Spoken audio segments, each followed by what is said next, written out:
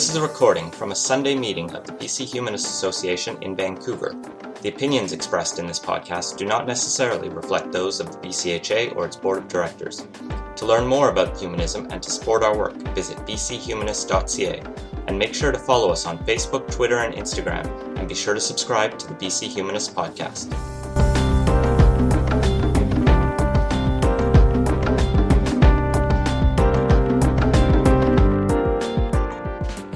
Today we have Dr. John Nightingale from the Vancouver Aquarium, and he's going to talk about, among other things, cetaceans in captivity. Thank you. Thank you. It's great to come talk to you, and it's the first sunny day on a Sunday in it's not 2 years, but it seems like it. So thanks for the opportunity. I'm going to tell you a little bit about the aquarium first. So as the graphic says, the Vancouver Aquarium, you hear lots of things, lots of divergent information, but it's not an opinion. The aquarium is a nonprofit, a self-sustaining nonprofit society with about 77,000 members in 27,000 households around, of which 1,500 are memberships from outside Canada. Well, that's interesting. Okay, we're going to go to the next one and then come back. The board of the aquarium came to be when a group of downtown businessman who was an insurance broker, whose son got him interested in tropical fish when his son was in, elementary school or junior high school, and got him hooked on the idea. And so they thought, he thought Vancouver needed an aquarium. Good big cities, important cities in North America, San Francisco, Chicago, New York, all had aquariums. He thought Vancouver needed one. So he gathered up some researchers from UBC. There was no SFU then. The superintendent of schools, the director of Vancouver tourism of the day, the mayor, and they formed an association. And they did something really unusual for a fledgling cultural institution. They gave it the first 4 very clear mandates. And I say unusual because most art galleries get born out of a private art collection that gets given. A lot of symphonies got started 80 or 100 years ago by a group of people who like music. This was actually invented as a cultural institution purposefully to play a major role in education. Well, the superintendent of schools was one of the board members. Helped make Vancouver more attractive, and that was both, we think, contribute to tourism, but also contribute to the image and the stature of the city. Operate in a financially self-sufficient manner. That was the most unusual mandate. And to this day, the aquarium is still the only large cultural institution in the country that operates without subsidy, taxpayer dollars from any level of government. Conduct original research? You bet. There were some UBC professors on that board, and they wanted a research facility with running salt water because there wasn't one anywhere in the Lower Mainland. Nobody talked about conservation in 1950. That really came along sort of in the late 60s with Rachel Carson and the publication of the book Silent Spring and the awareness of DDT. The first Earth Day in 1970, I remember as an undergraduate university student. So the aquarium opened, and the initial capital money came from all 3 levels of government. Each level of government put in $100,000 and the aquarium was built. Opening day saw 10,000 people show up, an astonishing number. And the joke is that the aquarium's amazing volunteer program was born that night because the 3 staff staggered home after dealing with 10,000 people and recruited husbands, wives, kids, neighbors, and friends, and the volunteer program that runs to this day was born. So today, this is the new entrance to the aquarium that opened as part of the first phase of a physical revitalization program, opened in 2014. There are over 50,000 individual animals, not counting bacteria and viruses and that sort of thing, at the aquarium. It runs a very rich mixture of education programs. It has direct outreach programs across the country, and I'll talk about those in a minute. Of course, the Marine Mammal Rescue Center. We launched something called the Coastal Ocean Research Institute in 2014, and all in, there are about 500 employees and about 1,300 volunteers who last year put in 110,000 hours of time doing everything from teaching kids to helping take care of the animals to going on the road with the classroom in a truck as it drives around BC. Last December 30th, we welcomed our 1.17 millionth visitor. So a couple of grandparents who were quite surprised that they ended up being the 1.17 million visitor. That was a record attendance for the third year in a row. So the aquarium opened in 1956, so last June 15th was its 60th birthday. And one of the things that we did was collect up a lot of history, kind of a complete historical package, not just of the development of the physical facility, but the people who'd been involved. Whether they're volunteers, staff, donors, all of that got packaged up into a nice, neat block, and part of it went off to the Vancouver archives so that there's an accurate record. But in 60 years, I now talk to people my age who were kids in hand on opening day. And an amazing number of people seem to remember being there that first weekend. And of course, it was a lot smaller than it is today. The other thing that's happened, though, in 60 years is that the ocean isn't necessarily a better place for all the life that lives there. There's increasing pressures, and you don't even need to have a debate about whether it's all natural or all human caused. The only species that can do something about it are humans.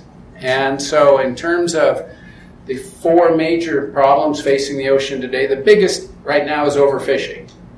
So 90% of all fish in the ocean, bigger than me, are gone. Bluefin tuna, whale sharks are just gone, overfished. And we've caught about 48 of the 50 major fisheries in the world are either at capacity or over capacity. So we're basically taking so much out of the ocean. People say to me, well, when are the cod coming back on the East Coast? The answer is not in 1,000 years, because we took so many cod out that the gears of the ecosystem changed. And the space in the ecosystem that cod used to occupy from when they were eggs, larvae, growing up to being fairly large major predators, have been taken by other species. So one thing that's moved into the East Coast is a gazillion jellyfish. Well, jellyfish are not voracious. They're not like a shark. They're not a voracious hunter. They kind of just drift around, hoovering up the plankton. But there's so many of them, they basically vacuum clean vast stretches of the ocean of plankton. And unfortunately, cod are plankton when they're babies. So the aquarium's whole mission in life, right from that very first day, was to try and effect the conservation of aquatic life. And we reasoned there are several ways you can do that. Certainly, you can do research, and the aquarium does, and I'll talk about that just a little bit in a second. The idea of educating people was a founding mandate, and clearly that's important. And fifth grade students in 1956 are now well into their approaching 70 years old. So it's had a multi-generational impact on the community. But about 15 years ago, our aha moment was that our biggest asset isn't the aquarium in Stanley Park, and it isn't the animals that people come see, it's our audience. Because if indeed it's humans that have to do something about the future of the oceans, our audience are all humans. And so that led to a fundamental refocusing of the aquarium activities around what we call public engagement. The idea that we'd like to, every visitor who comes in person, every student who contacts one of our education programs, whether it's in the aquarium or across the country, and everybody we interact with in the digital universe. We'd like to light that little flicker of interest and curiosity and fan it a bit, because there are all things that we can do to help ensure that my great-grandchildren and yours have a nature to live in and work with that's not any worse than it is today. And there are things that we can do without wrecking the economy or turning our lives upside down, that once we know about them, we think, oh, okay, I can do that. That's pretty easy. And I'll talk about a couple of those as we go forward. Education, as I said, it's a major thrust. We've seen about 3 million students in 60 years. We will see 3 million students in the next 5 years. And that's because the education programs are rapidly growing and going across the country.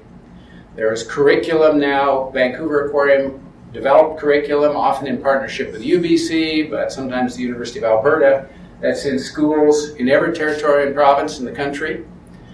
And our classroom in a truck called Aquavan, which I don't think I have a picture of, has been roaming around BC for the last 20 years. Aquavan number 2 left yesterday for Halifax. So as part of celebrating Canada's 150th birthday, this great big lowboy trailer is taking living animals from Vancouver to Halifax and back over the next 2 years, stopping in little communities all across the country that don't have the chance to come to someplace like the Vancouver Aquarium or the Toronto Aquarium.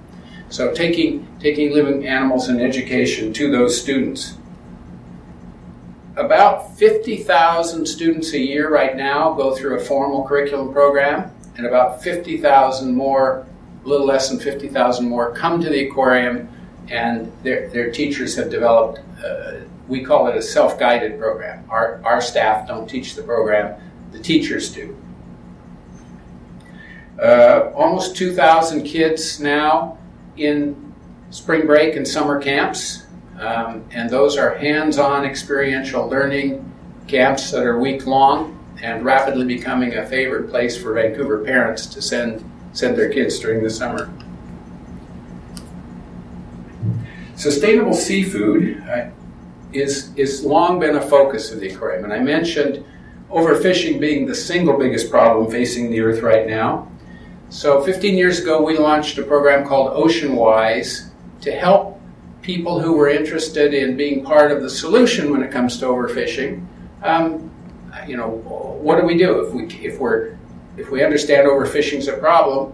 What can we do? Well, the answer was Oceanwise. So most grocery stores, most restaurants, now over 5,000 food outlets across the country are Oceanwise, and they will mark on their menu or in their display case fish that's sustainable. So when you buy that, you know you're not part of the problem of overfishing, you're actually part of the solution.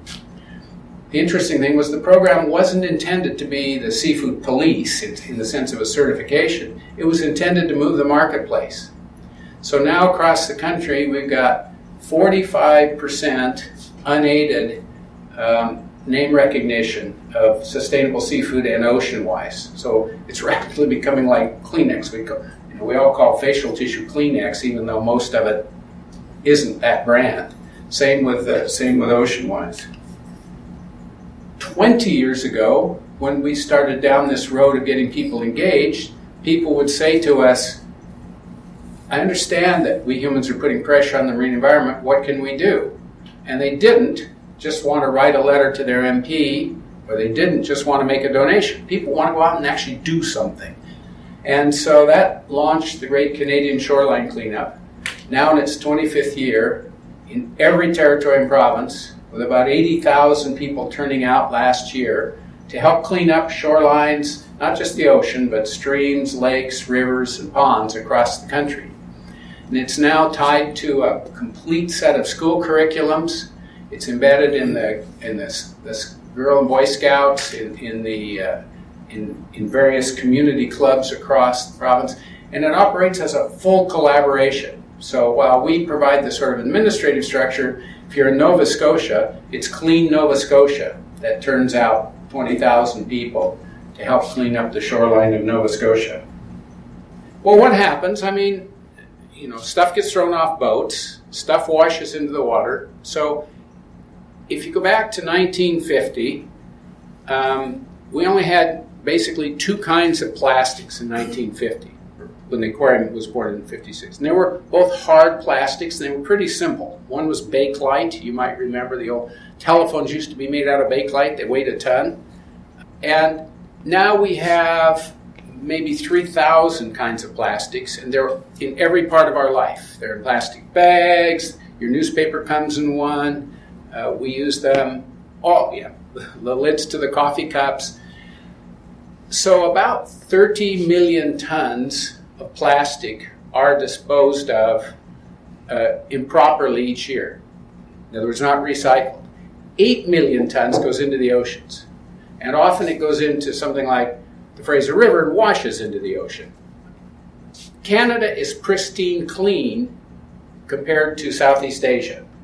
If you've been to any of the cities in Southeast Asia, it's just, you're shocked if you come from British Columbia in terms of the debris that goes into the environment in the ocean. So for 58 years, the aquarium has had its first formally dedicated scientist to do research. Was hired 58 years ago, but working with other scientists, UBC, SFU, Fisheries and Oceans, University of Washington, there's been research going on either in the aquarium or through the aquarium or with the aquarium. Some of the research is on animals and issues in the aquarium. Most of it's out in the wild. That's where we need to know what's happening to the ecosystems and to the animals. So we've learned, for instance, this is a young woman doing her PhD when we had a beluga calf. She discovered that mothers and calves have a bonding, a vocal bonding. So if you think about belugas for a minute, they live where it's pitch black half the year, where the sun doesn't rise, and parts of their environment freeze solid. So the ones who migrate have to migrate to avoid the ice. So they live in and around ice or under ice and in the dark half the year. So they communicate acoustically. And so the calf will say, "Mom," and mom will say, "Calf." And the analogy she uses, it's not unlike a playground. If you go out to a noisy playground, you can be sitting right on the bench with somebody, and their child will say, "Mom." You don't even hear it, but the mom does. Or the mom may yell, "Jenny," and that Jenny raises her head up to look around.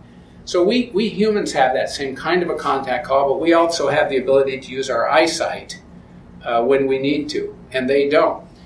That study, that discovery was ground truthed in the high Arctic 3 and 2 years ago, and then starting last summer is being applied in the St. Lawrence. Because the beluga whales in the St. Lawrence have gone from a historic high of about 12,000 to about 1,500 10 years ago, when all hunting, both by Aboriginal people and anybody else, was stopped. It's now down to 800. And one of the questions is, well, is the shipping traffic making so much noise, maybe at night, making so much noise that the mom and calf get too far apart and can't hear each other, and then can't find each other? So that research project is just really gearing up, but it had its base on the research that discovered this contact call in the aquarium. In 2014, I mentioned we started the Coastal Ocean Research Institute. So BC has a huge coastline, 37,000 kilometers long. If we were a country, we'd have the 8th longest coastline in the world all by ourselves, after Norway and ahead of the Philippines. So it's huge. And Canada's a giant country with a pretty small population base and a pretty small tax base. And there never has been enough government scientists to monitor and do research like we probably all would like to see done on our coastline. But in 2012, 2013, each year there were about 200 scientists doing something out in the marine environment. They might be from universities, they might have been from Fisheries and Oceans. Some of them were private environmental firms doing environmental assessment work for oil and gas terminals or whatever. There's a ton of work going on, but the problem is they'll take their data home with them. SFU scientists take it to the Hill, UBC scientists take it to the Point. We're not sure what DFO scientists did with it. So we founded the Institute to kind of use our position as Switzerland in the middle to aggregate that information so that we could produce an annual index that says, are things getting better or are things getting worse? Is the curve going downhill or going uphill? And of course what we discovered is you can't do that just one of them for BC because we are such a big place, and there will eventually be 4 indexes, one for the North Coast Rupert area, one for the Strait of Georgia, one for the outside of Vancouver Island, and then a composite index for all of BC. That's the first in Canada that anybody's tried anything like that. And it's being done in full partnership with universities and the government. And of course you don't want all the data in the world because you're drowned in it. You only want data that if this is true, then this is true, and this is true, that you can correlate the information and tell, are things getting better or getting worse? One interesting program that the aquarium has run now for 20 years helped invent the term citizen science. This is a program called the BC Cetaceans being whales, dolphins, and porpoises, the BC Cetacean Sightings Network. So there are about 5,000 people now on the coast who participate. They may be a homeowner, they may be a ship captain, they may just be a boater, they live on the coast. When they see whales and dolphins, they report it. It used to be they filled out a log sheet and mailed it in. Now it's all done on an app. You can get out your smartphone and take a picture. Your smartphone's connected to the GPS, it'll remember where it was, and when you get back into cell phone contact, it'll automatically send it to the database. So there are a couple of 100,000 sightings now over 20 years. So when the government is thinking about, well, should we have oil tankers going in and out of Kitimat, one of the first places they called was this program to say, what does the data show? Are there big patches of whales that live right in the middle of the shipping lanes? The answer is yes, but you probably can get around them with vectoring ships on a different course. So that program now operates, it's well installed on the BC coast, but we're now going to take it to the Arctic, to some of the Arctic communities. So one of the problems the Arctic communities have is that the graduation rates in the 26 high schools in Nunavut is 12.5%. K to graduation. Even worse is that it's skewed 13-1 girls to boys. So the dropouts are mostly the young men. Well, in Inuit society, the men were the providers, the hunters. The women kept the home. So what happens now is the girls who finished high school, some of them, they get the jobs as accountants, they go get some higher education. It's turning society upside down. So the education system of sitting in a classroom 6 hours a day, 5 days a week, isn't working for young, growing Inuit boys. Their grandfathers are saying, oh, forget school. Come out with me and learn how to hunt. That's what you need to do. So this program, transplanted to the Arctic and embedded in each high school, is now taking hold as a way of giving those kids something productive to do. First, it gets them out of the classroom for an hour every day with a purpose to go scan the environment. They keep and process the data, so they're learning arithmetic or mathematics with a reason, not just because their teacher said you have to learn what 9 times 9 is. There's a reason behind it. And so, particularly with education in our Aboriginal communities in BC and in the Arctic, the move is to make it more experiential and give it more purpose so that kids can fight through that urge to take the easy way out and skip school and go hunt with granddad. This is an interesting picture because it's a research project we started 4 years ago, and it was all over television. This was the first use of drones to actually do science. And so these are the endangered southern resident killer whales. And in using the drones, the scientists discovered a couple of things. For the first time, you can tell what whale's pregnant. because you can't see a baby bump on a killer whale from the side, but when you look straight down, you can see a baby bump. So for the first time, we're going to be able to document the success rate of births, because we see them pregnant, and then if we don't see the calves, we know the calf didn't survive. We think less than 50% of the babies do survive. So it's important data to have. The other thing it shows is which whales are healthy, meaning nice and plump, and which ones are skinny. So when they get skinny, the place they lose weight, us it would be our shoulders and the back of our neck. And they get, they call it pinhead. The head gets much more pointed. And we're not very far from the point where doing this survey 3 or 4 times a summer can help DFO regulate the salmon fisheries, the sport salmon fisheries, because these whales eat Chinook, king salmon. That's what they like. That's by far and away the majority of their diet. And of course, Chinook salmon levels in BC, as any of you, if you're fishermen, know, but it's not as easy to go out and just throw a line in the water and catch a king as it used to be. And so that balance between our human desire to do something we always have done, go fishing, and leaving fish for the whales, we haven't had any data. It's just been a kind of a rhetorical argument. Well, that's changing now. One of the real focuses of our research now are plastics. And we talked about the shoreline cleanup, picking up big debris, and you've all seen pictures probably of the garbage patch of plastic floating, an island the size of Texas floating around out in the middle of the Pacific. That's important. This is more important. Microplastics, the more work we do, and the Vancouver Aquarium, the Coastal Ocean Research Institute, is a global leader in microplastic research. If we go out and sample between here and Victoria, 1 cubic meter of water, 6,000 microplastic particles. So we just did the first surveys ever done in the Arctic last summer, and about 1,500 particles. And there's no marine debris in the Arctic because there are almost no people. So why this is important is that it gets ingested by the plankton. So, we in BC are worried about our salmon runs because they're yo-yoing more than they used to, and there aren't as many of them. We think one reason is that the plankton they're eating aren't as nutritious, and that's because the plankton's stomachs have some plastic, which displaces the regular food they eat. So they can still stay alive in most cases, but in some cases maybe not.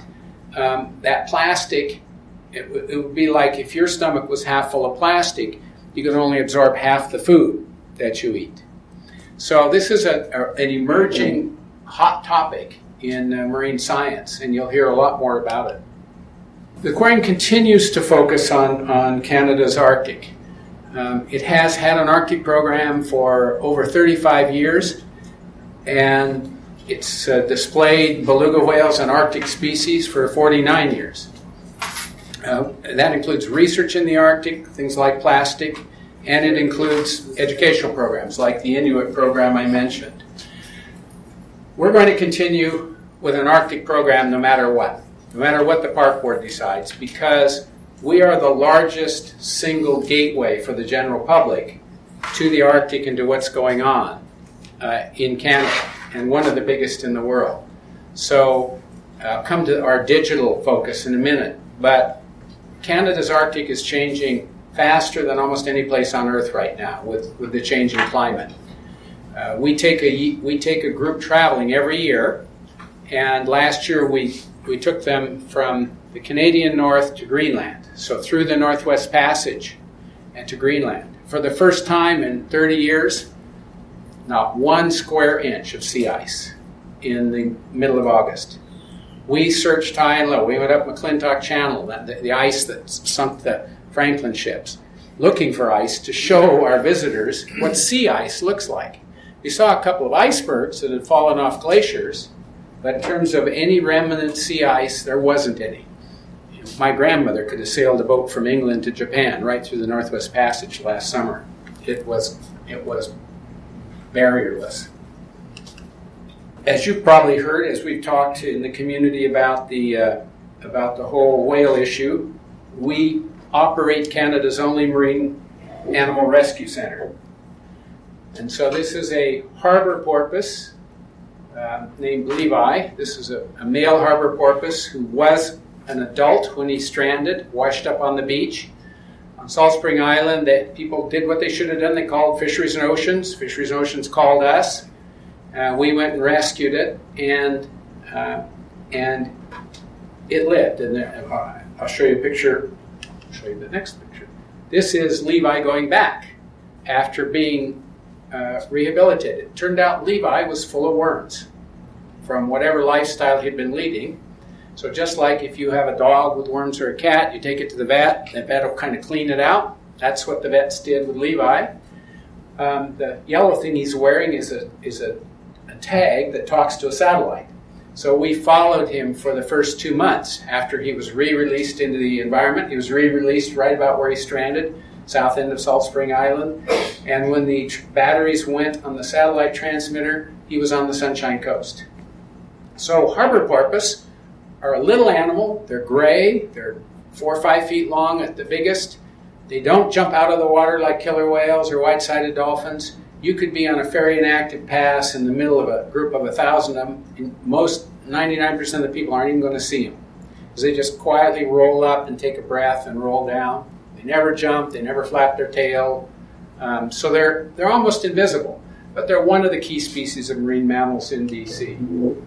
In December, we opened a new hospital at the rescue center, which is amazing because always the vets had to work, we called it the Rona Hospital, had to work in a converted garden shed.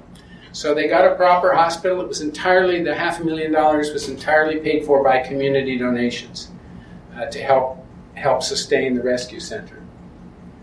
The program also operates in the field. This big brown thing here is a male stellar sea lion, weighs about 1,000 pounds, and he has a plastic strapping that you find on cardboard cartons around his neck. And just like, if you remember when you were a kid, people told you not to put wire around trees, or same thing happens if you put plastic strapping around the neck of a sea lion. So our medical team, over the years of taking care of sea lions in the aquarium, worked out an anesthetic, because the folk wisdom was you couldn't anesthetize a sea lion. It was too risky. How do you get the dosage right?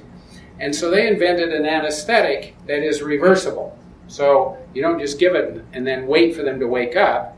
You give them an anesthetic that works really quickly, and then you give them the reverser, and they come back out in about a minute. And the reason is that you don't want them to drown. Rescuing them and having them drown wouldn't be a really good outcome. So they have to sneak up on them and dart them with an anesthetic dart, cut the strapping off. Sometimes they have to suture up the wounds, put antiseptic on it, and then give it the reversing agent, and they come to. So every month, year-round, the vet team goes out with Fisheries and Oceans to some part of our coast and goes through the sea lion populations, cutting plastic off of them. The rescue program operates 95% with volunteers.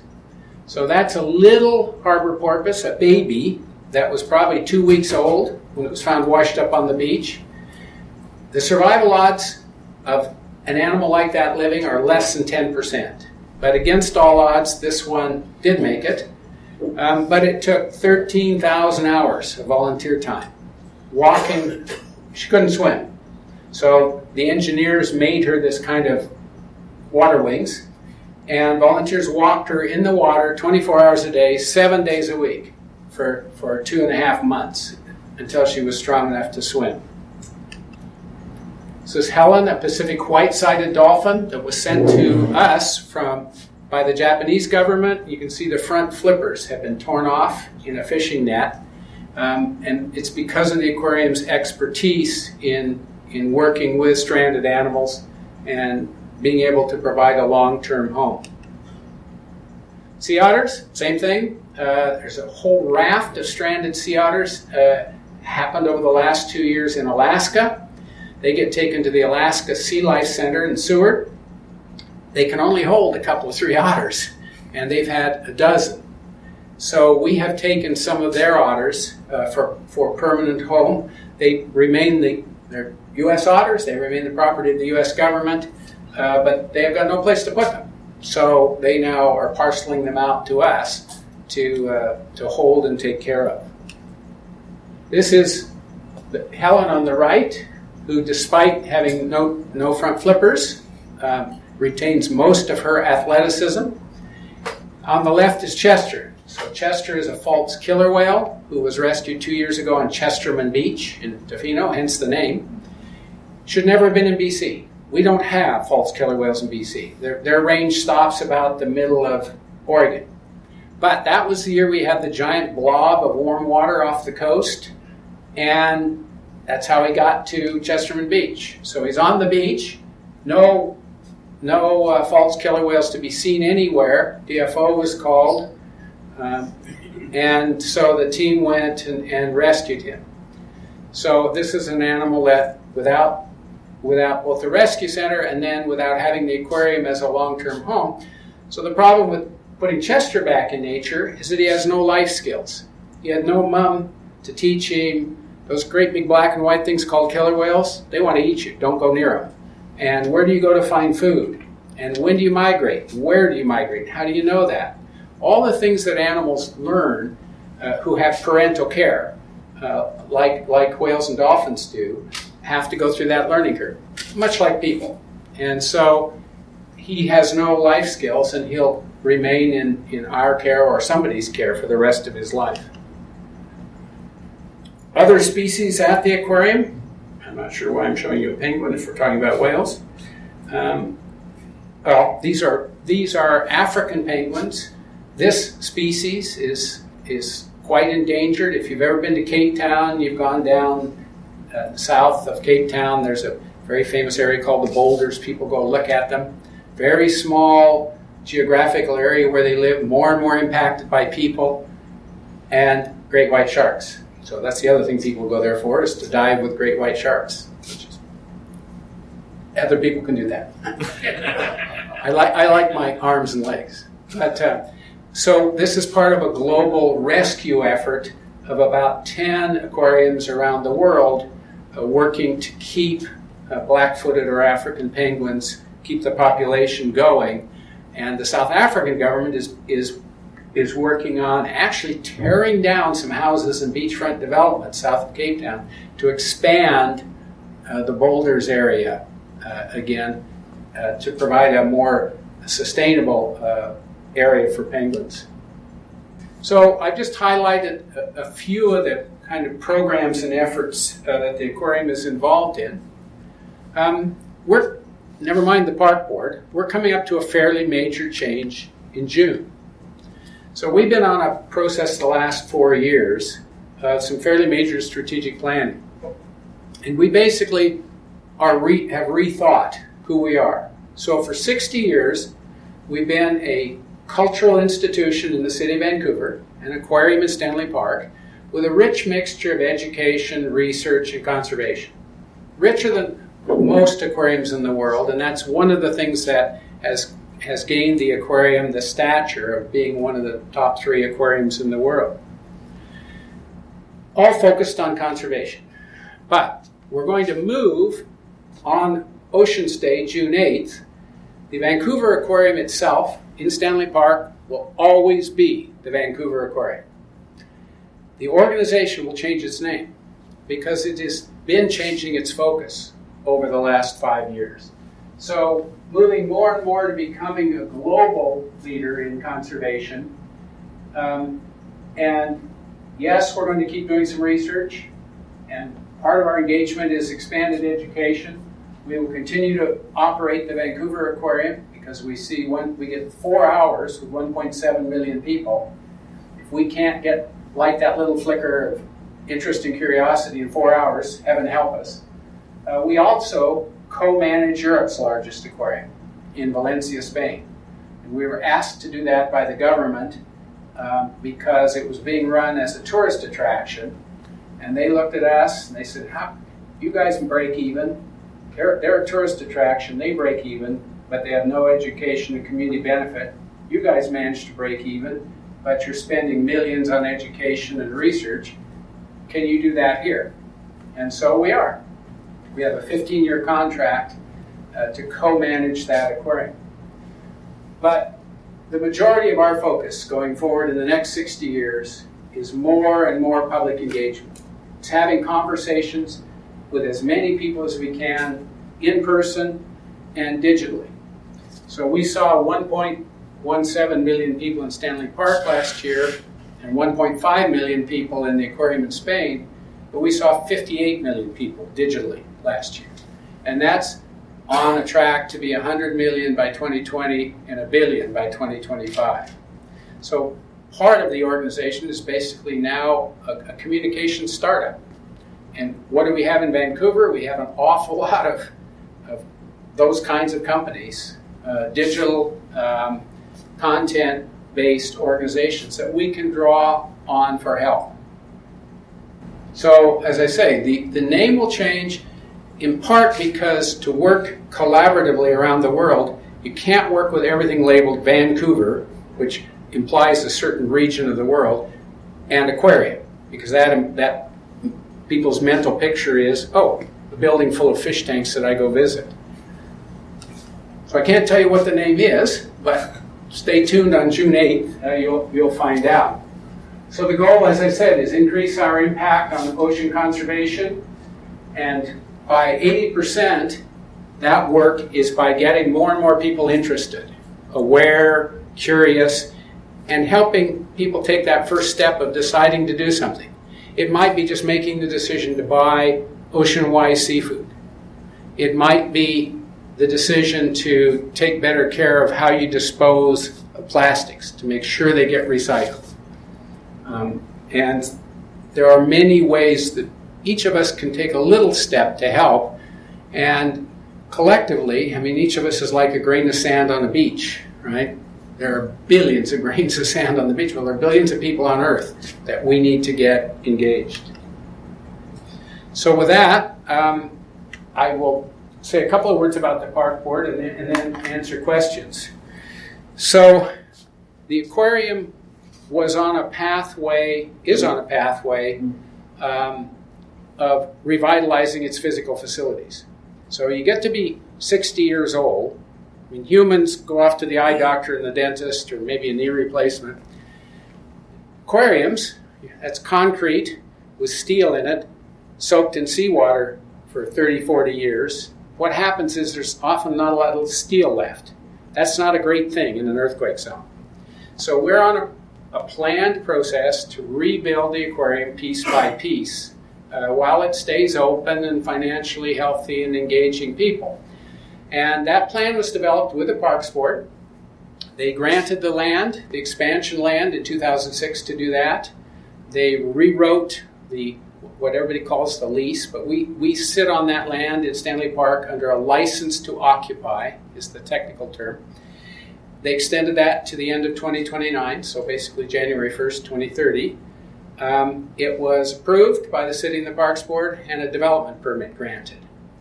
We completed the first phase of that, opening it in 2014, and the phase we were about to start construction on in September is a new Canada's Arctic, which would have provided a pool system for beluga whales 3 times the size of what they had, plus all kinds of new interactive displays to engage people. So we have to take care of both. I mean, our first concern is the health and welfare of our animals, but they're there to engage people and help try and turn the tide of our human impact in the oceans. So with the passing, the death of the 2 belugas in November and early December, were it not for the politics, that was a tragedy. And there are still people in the aquarium who aren't over it. Those people who take care of those animals spend more time with them than they spend with their kids at home. There's an incredible bond that develops. So we would have gone on, but now politics has intervened. And so the park board apparently on May 15th, they say that the bylaw is all done, but they're not sharing it with anybody, will totally ban whales and dolphins from Stanley Park. And that includes animals like Chester that have been rescued but can't go back to the wild. So it's become a political argument as much as anything. And the old saying, all politics is local, it certainly is true. So our hope, we made a compromise proposal to the park board that we want to go ahead and build the Arctic and take the 13 years between now and the end of 2029 to phase out cetaceans if that's what the community wants. Our polling doesn't show that's what the community wants. The polling we've done shows by 86% people support the rescue program and support providing a home for those rescued animals that for whatever reason can't go back and live in nature. The direct support for keeping cetaceans is in the 60%. But the park board, it's one of the several things, the two or three things that I find repugnant about the process are that during their hearings, the trashing of young people with passion. So we don't tell any of our staff to go talk, or we don't even ask them. But the young people who took their time to go to the Parks Board table and tell them why they thought these animals are so important just literally got shredded by some very acerbic and cynical Park Board commissioners. They are politicians. And I found that reprehensible. We're trying to light flames of interest and curiosity and passion in people, not put them out. And the park board says we know what the public wants, but there's been no polling, no consultation, except for 2 nights of public hearings, which were kind of a bit of a rigged process. So as of Thursday, we said, okay, we're not getting anywhere with the park board. We set up meetings. We tried to find a pathway. We made a compromise proposal that would see cetaceans out of Vancouver by 2030. They said, no, it has to happen right now. Well, the outcomes are that it will end the rescue of cetaceans because there's no place to put them. We're the only home for unreleasable ones in Canada. And you don't know when you rescue one whether it's going to be able to go back to nature, which is always the first goal. But sometimes they can't. And so there won't be any rescue. There are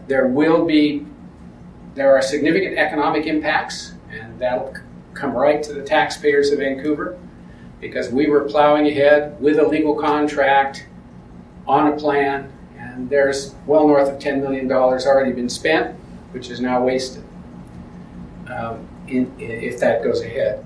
And there are impacts on our programs because the aquarium pays for all of that education, research, and conservation from front door proceeds. And if attendance goes down, because there are no more whales and dolphins, and that is part of marketing, if that happens, then the only thing you can do, you can't stop paying your electrical bill, you can't stop feeding the sea otters. All you can do is, if you have to cut, it'll be the mission side programs that the community really values that will have to be cut.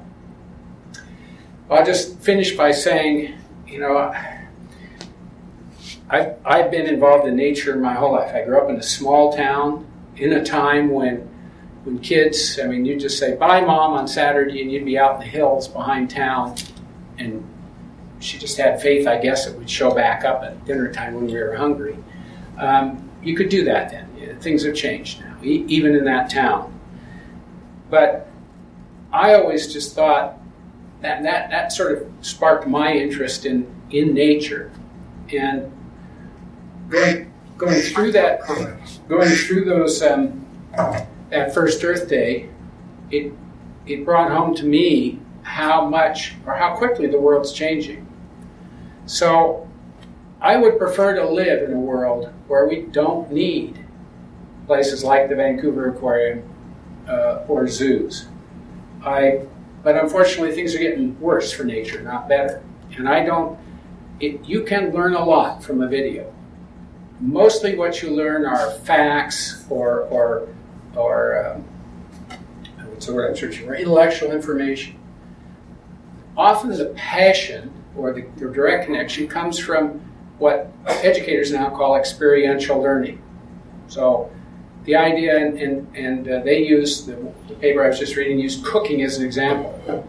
If you're going to try and teach a bunch of kids to cook, don't just show them videos. You actually have to take them to the kitchen and learn how to cook and how you turn the stove on and off. You watch all the videos you want.